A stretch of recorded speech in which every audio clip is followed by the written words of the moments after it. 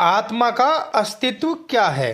पिता बच्चे के लिए खिलौने लेकर आते और बच्चा उन खिलौनों से खेलने में मग्न हो जाता है और पिता उसे बार बार आवाज देते हैं, मगर वो खिलौनों के साथ इतना मग्न हो जाता है कि पिता की आवाज सुनकर भी उस आवाज को अनसुना कर देता है। वो यह भी भूल जाता है कि जिस खिलौनों के साथ वो खेल रहा है वो पिता ने उसे ला कर दिए हैं।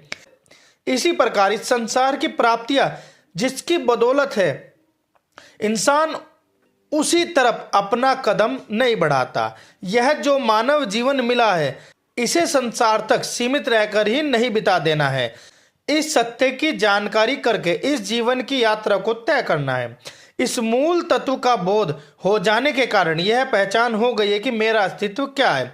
मैं केवल शरीर नहीं हूं, मैं तो आत्मा हूं जो एक परमात्मा का अंश है। अब परमात्मा ना हिंदू है, न मुसलमान है, न सिख है और न ईसाई है, न ही यहूदी है। परमात्मा ने सारा संसार उपजा है, जड़ चेतन दृश्य अदृश्य जिसकी बदौलत है इसी का मैं अंश हूं। जिस प्रकार बादलों के छा जाने से पर्वतों की खूबसूरती नजर नहीं आती, इसी प्रकार यह अज्ञानता के गुब्बारे के परे हमें हकीकत और सच्चाई दिखाई नहीं देती। आत्मा एक ऐसी जीवन शक्ति है जिसके बल पर हमारा शरीर जिंदा रहता है। यह एक शक्ति है, कोई व्यक्ति नहीं। इस जीवन शक्ति के बिना हमारे प्राण छूट जाते हैं और हम मिट्टी में फिर से मिल जाते हैं।